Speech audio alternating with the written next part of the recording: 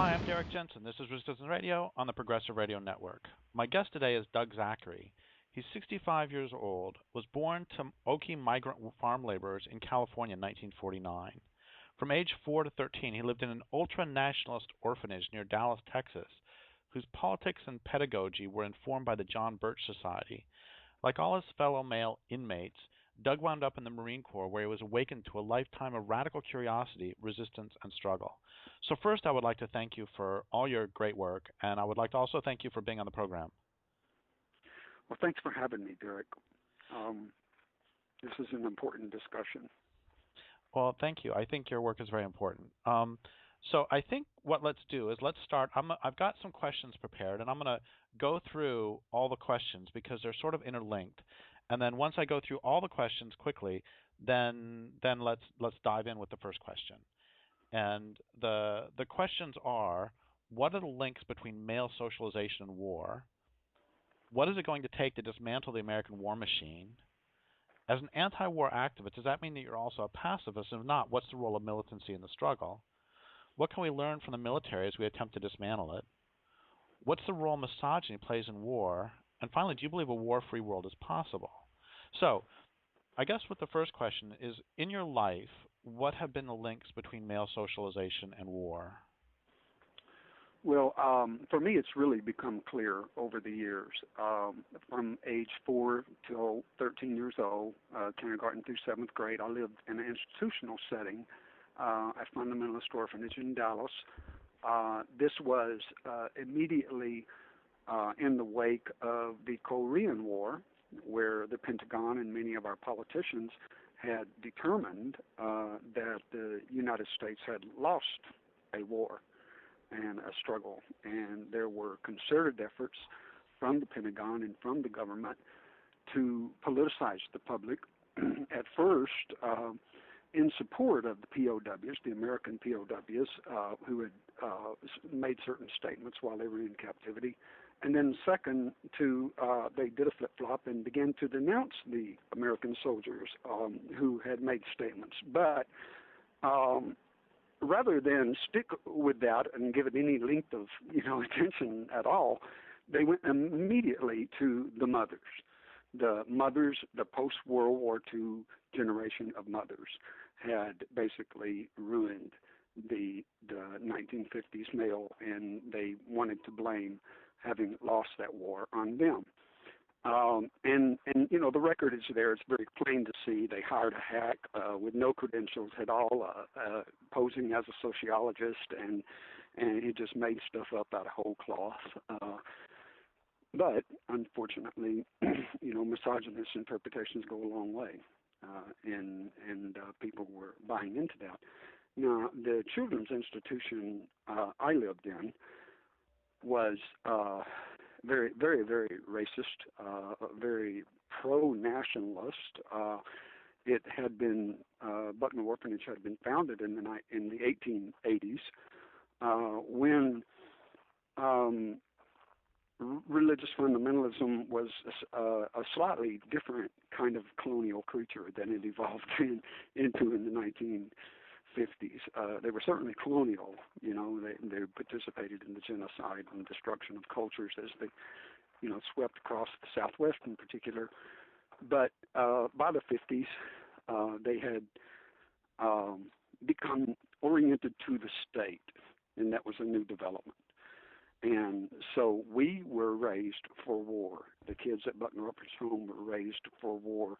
I once was describing how when I was 9 years old, our Buckner Orphanage Home school had the most incredible football team perhaps in history. And I exaggerated a little bit and said that our boys had played every football team in Texas and defeated them all 893-7. And we'd played half the rugby teams in Australia, and we'd done so with broken legs and barefooted. And then I went to the actual record and realized, although it was an exaggeration, it wasn't that much. I mean, we were tough. We were really tough kids. They had us 24/7, and we worked the farm. We lived in dorms. We went to college, went to campus, schools, and the matrix was tight. It was really tight. I think, though, that I began to escape it in my first year in the elementary school dormitories.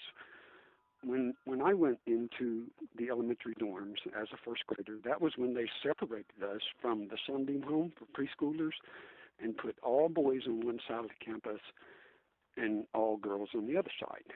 And on the girls' side of the campus, they had the laundry room, the clinic, the preschool dorm, and such things as that, right? The things that girls were going to be socialized into.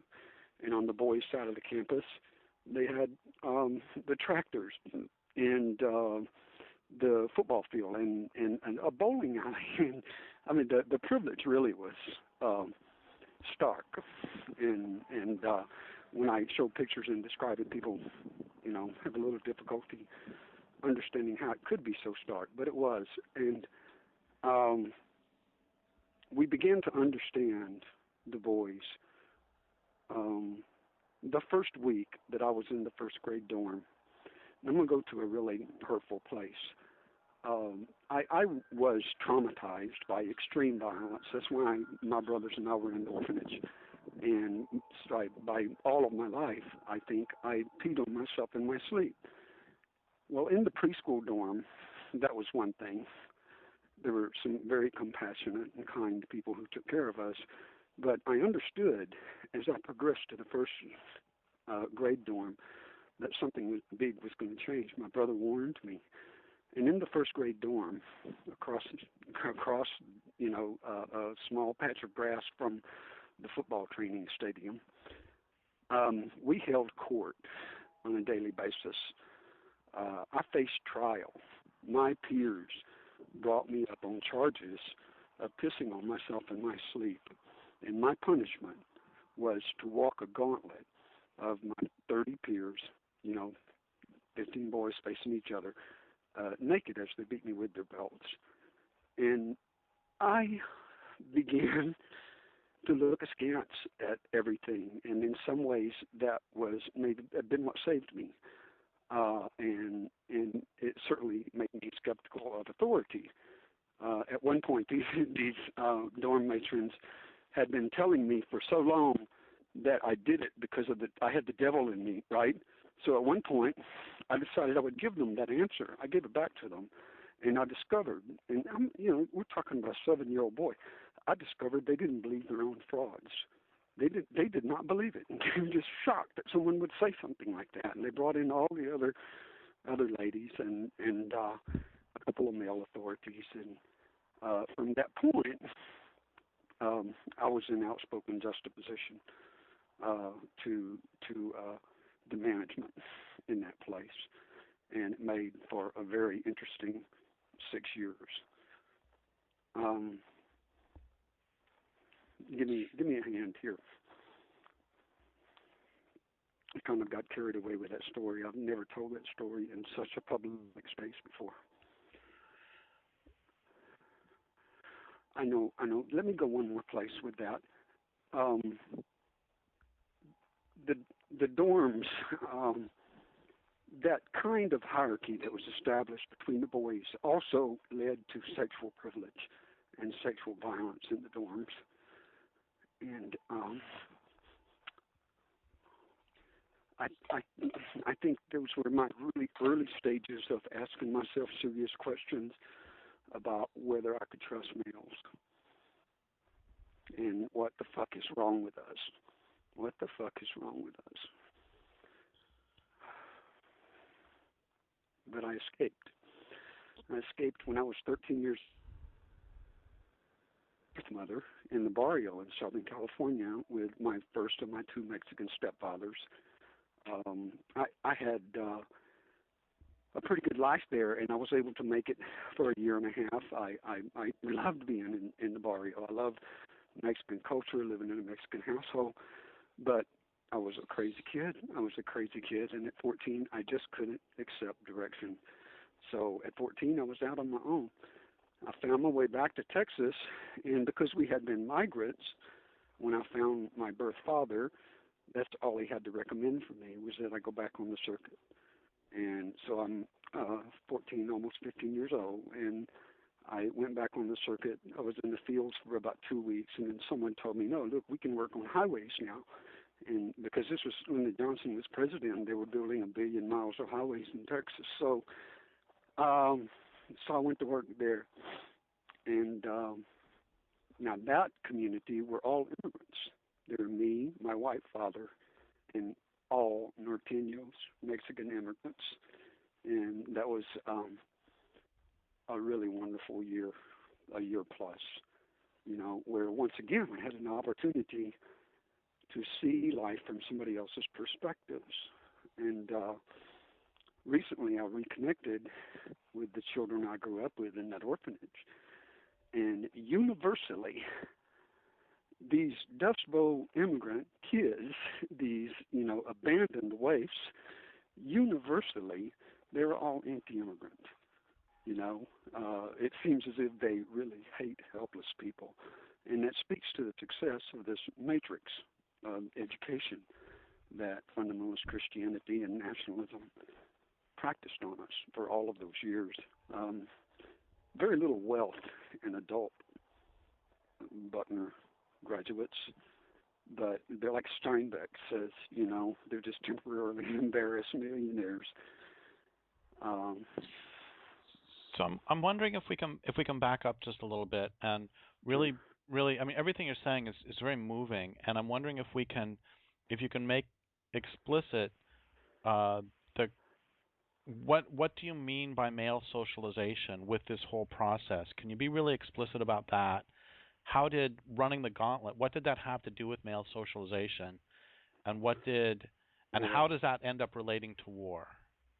There were a number of aspects of that, in desensitizing us to each other.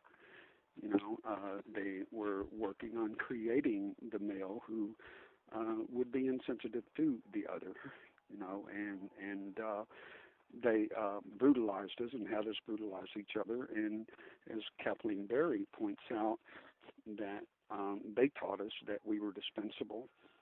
They set that framework in our mind that we were dispensable. And of course, all the older boys had just gone to Korea and gotten beat up. And the next branch was proving themselves to be more manly, and we were expected to be more manly as well. I in spite of the fact that I was down, I was on the bottom. I was the pariah in this setting. In spite of that, I bought it. I didn't know what else to do. I did not know what else to do. And in spite of all the advantages, with different cultures of ways of living through my teenage years, I was tired by the time I was 18 years old, and I joined the Marine Corps because I had been socialized. I had been pointed there, that this is the way, the one place where I could establish without question, my masculinity. And I did that. I was a hell of a fucking Marine. I graduated at the top of the 800 people in my platoon and company in the Marine Corps in December of 1969. And because I'd had a hard, kind of a strenuous life, compared to a lot of them. But so that was 1969, and the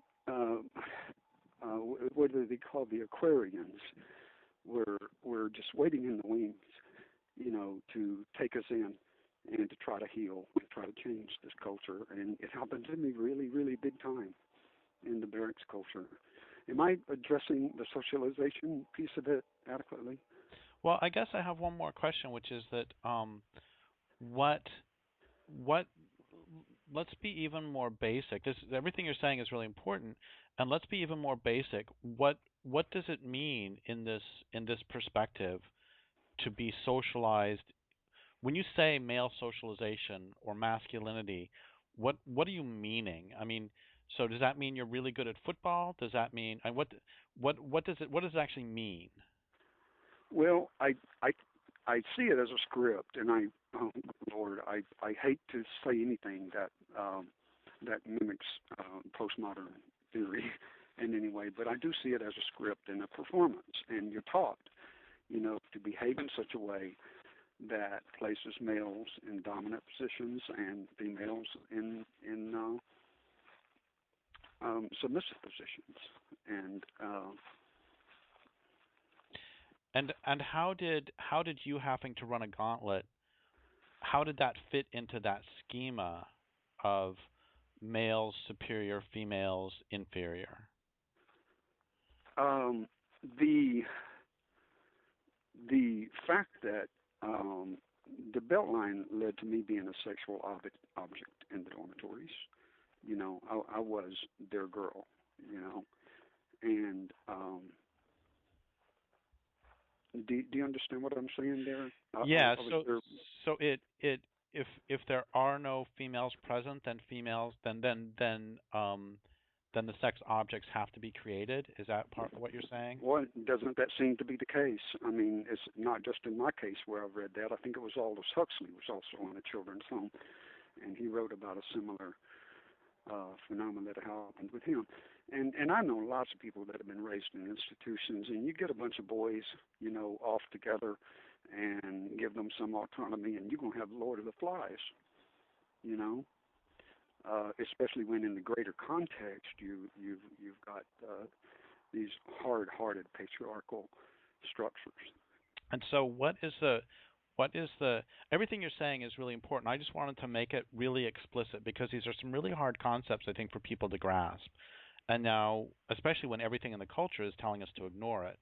So now what is the relationship between that masculinization, that socialization, and then war? So can you bring that home?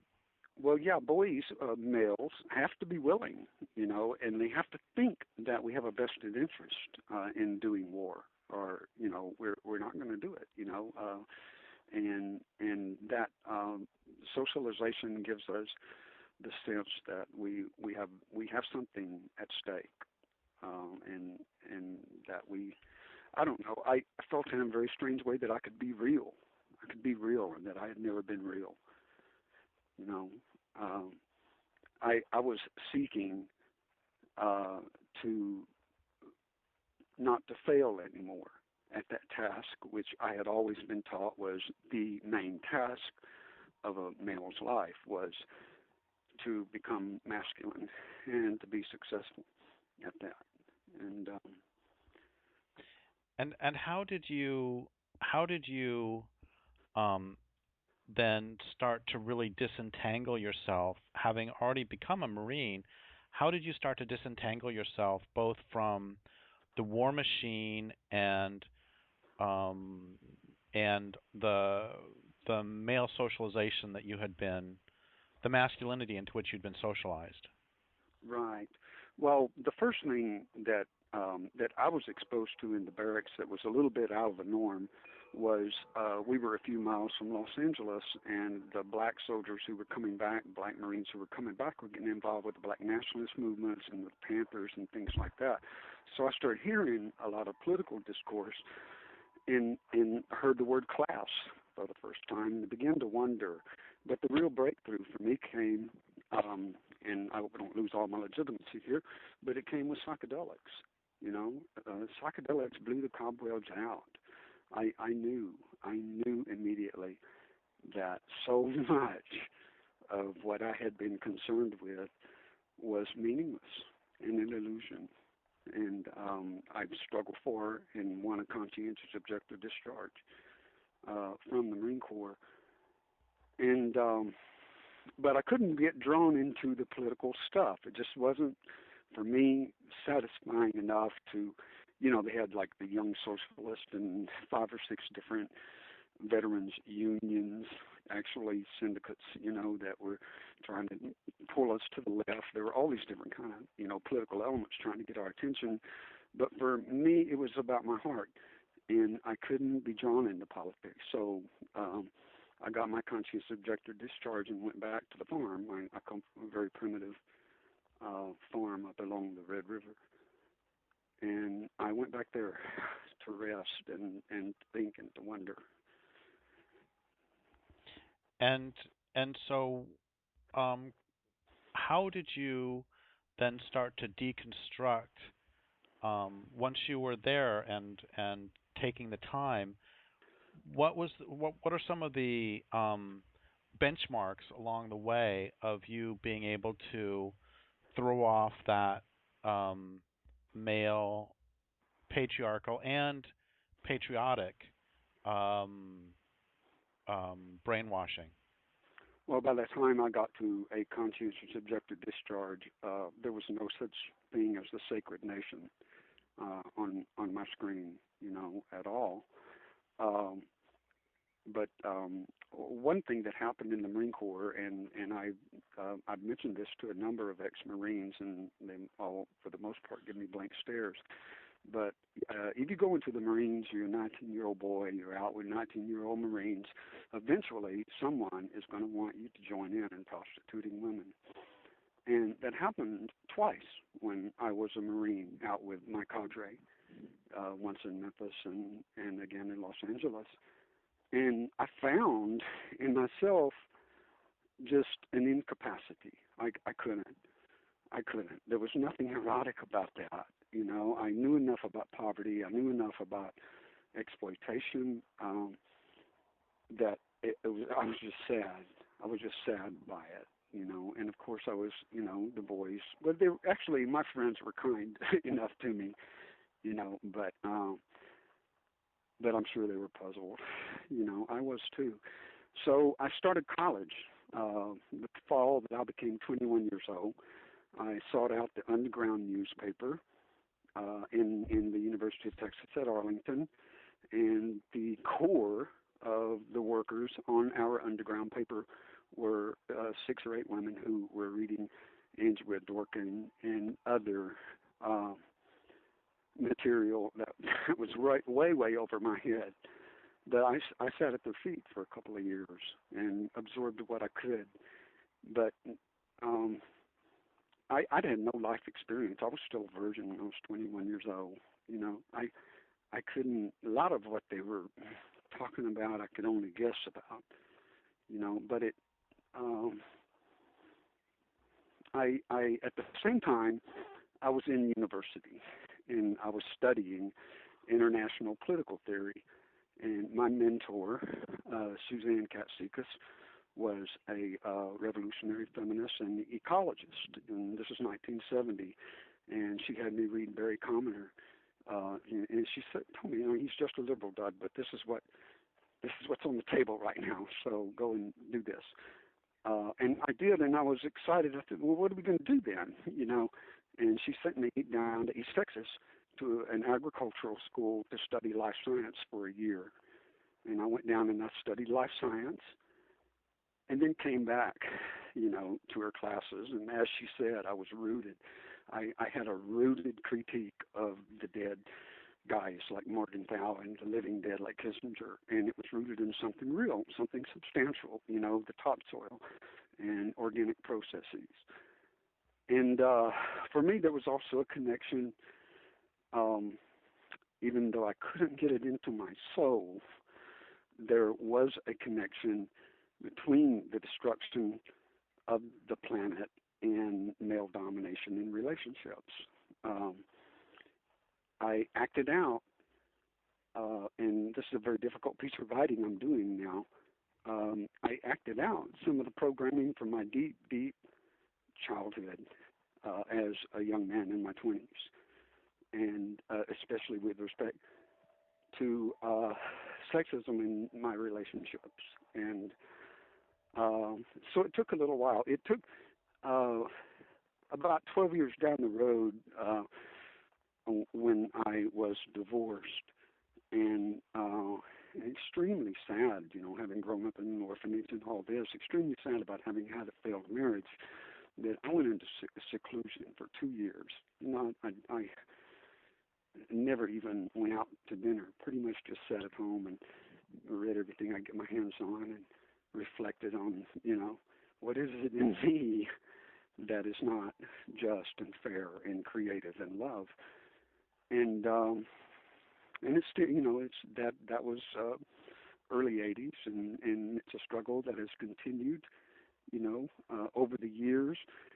But about 3 or 4 years ago, I came across Max Wilbert and a number of other young people at a gathering in Houston. And I began to get curious about the women that they were encouraging, the writers, Sheila Jeffries and Kathleen Berry, and just on and on and on. And all my life, I just had this voracious appetite for theory. And in the last 3 years, it must seem to some people that I'm totally new convert, right? Because I'm so immersed. But it's been a long process. It's been a long process. But nothing described for me the sexual privilege of males during the so-called sexual revolution like Sheila Jeffries' book. See, I don't have it in front of me right now. Climax, Anticlimax, described what I had witnessed in college, which was not the Aquarian thing that we were trying to say that it was, right? And I witnessed those things in me, and it took a while to grow up. I wish I had a different background, and I wish I had grown up a lot earlier, but here I am today, and I'm going to fight, for the rest of my life on this. So, we've talked so far some about the sort of personal process of trying to deconstruct the patriarchal institutions that have been imposed onto us. How do we take that out to the political world? And that leads us to sort of the second question of what's it going to take to dismantle the American war machine? I mean, it's very important for us to do this internal work, and then how does this get manifested into the tangible material world? Right. And well, in my position, in my job, I'm membership director for a pro-peace organization, and it is a 93% male organization. And there are tremendous opportunities to get these contradictions on the table in this organization. And I think within left or left liberal organizations that a lot of work can be done. These are, people who have shown at one time or another the capacity to seriously depart, from what they used to believe. So one of the things I would say is that we need to organize among the people we know, and we need to say the things that are hard to say. Today on a Veterans for Peace listserv, there were 6 or 8 guys going back and forth about the Cubs, about professional sports, the Cubs, this and that. And finally, a couple of very radical women pitched in and said, really, what nonsense, and painted out, drawed out many of the contradictions about sports and war, and sports and exploitation. And it's like these are progressive men, and I could just sense that there weren't but 1 or 2 in the batch, who were saying, to something new, and most of them just wanted to dismiss it, But that struggle, that's where I am, in my life.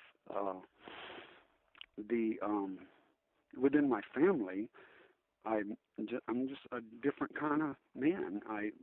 For 5.5 years now, I've been the caretaker for the infant children, and everybody in my immediate family, and in my neighborhood, and in every formation around me, sees that going on, and they see the liberatory elements that are involved in that. Go ahead. Well, those things I've come to understand are not adequate. That they're not adequate. We can't we can all love each other, and we can be almost perfect socially and whatnot, and the system is still going to go down the drain if we allow industrialization to kill the planet, right? So we need to encourage people who are thinking about direct action and actually shutting the system down from place to place and making it impossible to do this death culture, this business of death culture. So let's talk again about transferring. You've made a very big leap there from once again trying to get internalized patriarchy out to doing direct action to take down all of civilization. And can we sort of talk about what might be some intermediate steps to go back to dismantling the American war machine? I mean, that's if we watch the either the Republican or the Democratic debates, I mean, one of the things that's not questioned anywhere is this American war machine, and the politicians of every sort and activists for the most part of every sort bend over backwards to say, well, so should the United States just bomb the hell out of this country, or should they invade?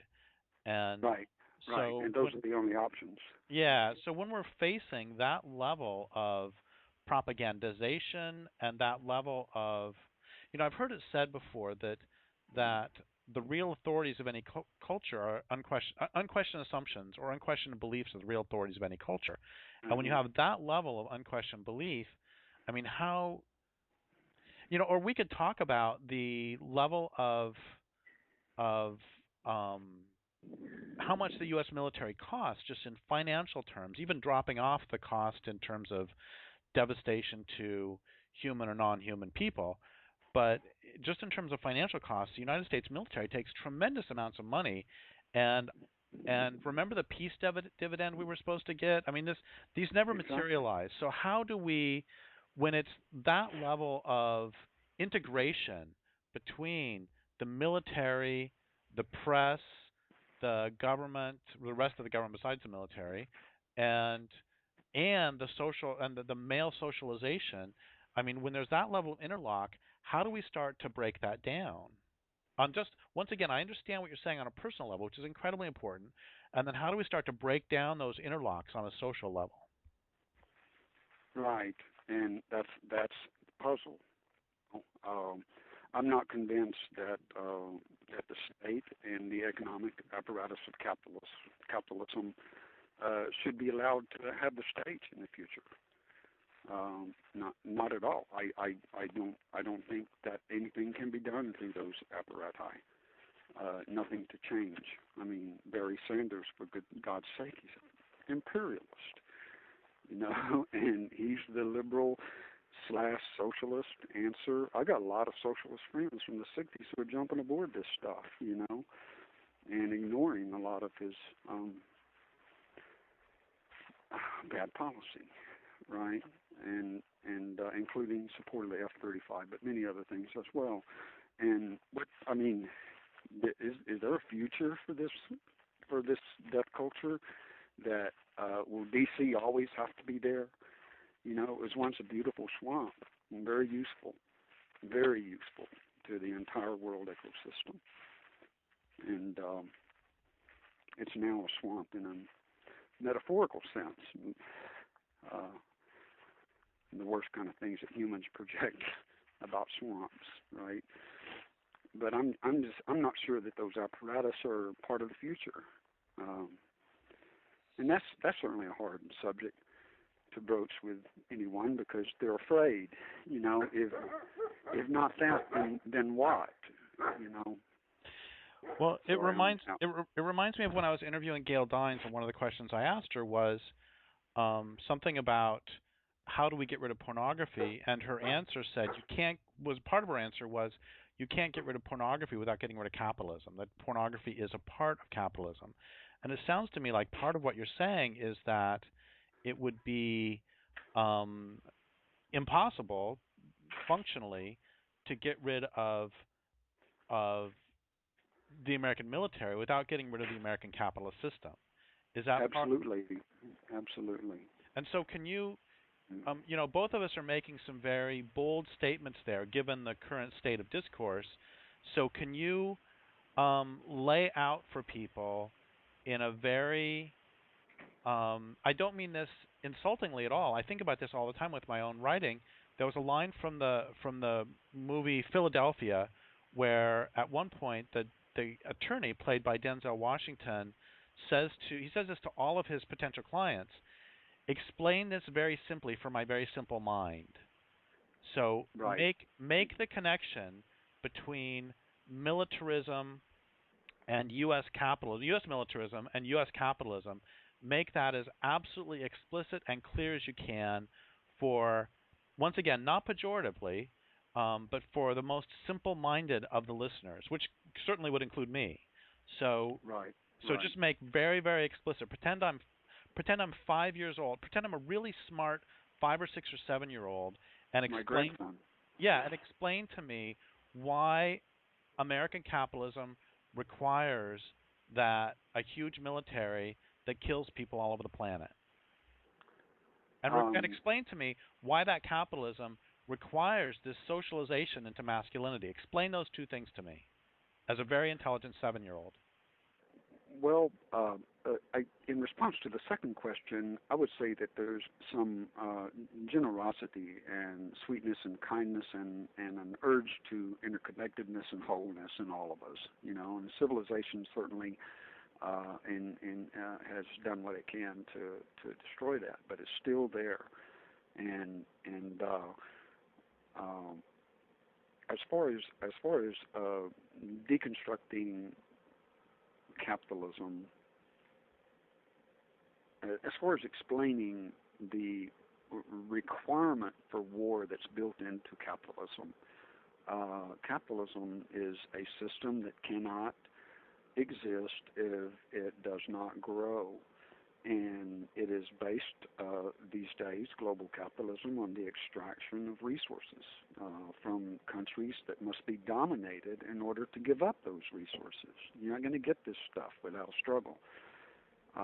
And the United States and the Anglo-American and the European economic order have evolved to such a point that there's very little give. They must pursue these extractable resources until the bus goes off the edge of the cliff. There's no way to persuade them, because they're looking at next quarter, and at most maybe 2 or 3 quarters down the road. There's no way to persuade them to shut down the system, because capitalism has no perceived interest in shutting down the system. And so this is something that we see. This is a concern I have, that a lot of anti-imperialists and a lot of anti-war activists a lot of times don't make the connection between this standard of living and the militarism. So, for example, you can have a lot of anti-war activists will say, well, the solution to a lot of things is just to make high-speed rail, without understanding that the material that's involved in the high-speed rail has to come from somewhere. Right, right. And wind energy, and virtually every other greening effort that's being made along those lines is bogus, right? Because it destroys the earth to make those things. The one thing that people don't think about is a Zen approach. Can we just do less? Can't we sit down, and breathe? Can we wait? Do you understand what I'm saying? Must we always be in pursuit? Well, I think that that's really important, and one of my favorite poems basically runs, do you have the patience to wait until the mud settles and the water is clear? And I think that's really important. And what do you do? How do you combine that understanding with the knowledge that 200 species went extinct today, and with the urgency of, people are being killed all over the world by the U.S. military today. And so Right. Right. how do we combine that need for reflection and for uh, waiting until the mud settles and our water is clear internally with the complete urgency of the situation? How do we navigate that? Well, I'm not sure that all contradictions are reconcilable, right? We have taken a huge bite out of a huge task, and it sounds like frankly, those are questions I need to be asking people like you and who have been engaged in the more explicit attempts to understand these kinds of contradictions and to make suggestions. Uh, I have am concerned with pacifism as a kind of a blanket policy that people are kind of wholeheartedly buy into this spirituality of pacifism. But I cannot remember who it was specifically, but several years ago, an indigenous writer from North America wrote a little pamphlet called Pacifism as Pathology. And he convinced me, it's like a suicidal impulse, you know. So I think I would never discourage more strident and more militant means. Well, this has all been really a great introduction to a lot of these questions, and we're running out of time. And so, basically, in the last couple 3 minutes, if you could really help sort of summarize, we've covered so much territory. If you could summarize, once again, for as though you're speaking to your grandchild, what would you say about the relationship between what are we going to here's the question, what are we going to do on both personal and social levels about a masculinity that is based on hierarchy and based on exploiting sexually and otherwise those beneath you on this hierarchy? So there's the question, what are we going to do about this both personally? How do we get out of it both personally, and what do we do about it socially? Right. I'm active in my own family, and in the families of people that I know real well. But I don't know how to be active on this in the wider culture of East Texas, right? I'm adjacent here to Ron Paul. Um, so I don't know how to talk to the families and the people down here. But within and I ran a coalition of over 41 social change groups in this region for over 15 years, and I'm connected in many ways to people, places where I can raise these issues and get people to listen to each other. Um, Well, I but think Derrick, I don't want to end up like the guy who says we have 16 years left and that's it, and in other words, just give people there's no reason to struggle anymore, because we're already too far down the road. I can't believe that's true. Um, and neither can I believe that this system, as insane and ill-directed as it is, especially with all the other forces around the earth, around the world, although they're capitalist and extractive as well, that this system is going to be dominant for much longer. But industrialism will be, even when the United States is not, I fear. well, I think for me, a lot of it is um, is the first step toward dismantling this on the social level is merely the public articulation of these exact questions that you're raising. That we can't, I keep thinking about R.D. Laing, the psychiatrist, who wrote the three rules of a dysfunctional family are: Rule A is don't, Rule A1 is Rule A does not exist, and Rule A2 is never discuss the existence or non-existence of Rules A, A1, or A2. So what this means is you can't discuss the patriarchy explicitly. So it seems to me that there are many more tangible steps that need to be taken, but one of the first important steps is to do exactly what you've been doing with your entire life, which is to both ask these questions and articulate these questions and also live these questions. It seems to me that that's one of the most important things that you do. Well, we each know ourselves better than anyone else does, and those are the things I would like to be known for, and so um, I'm working every day I wake up. I'm at 65, 66 years old. Life seems really short, and time is precious, and so you have to say what you know, you know. Um, and no matter how hopeless it might seem, you've got to speak the truth. Well, I would like to thank you for that, and I would like to thank listeners for listening. My guest today has been Doug Zachary. This is Derrick Jensen for Resistance Radio on the Progressive Radio Network.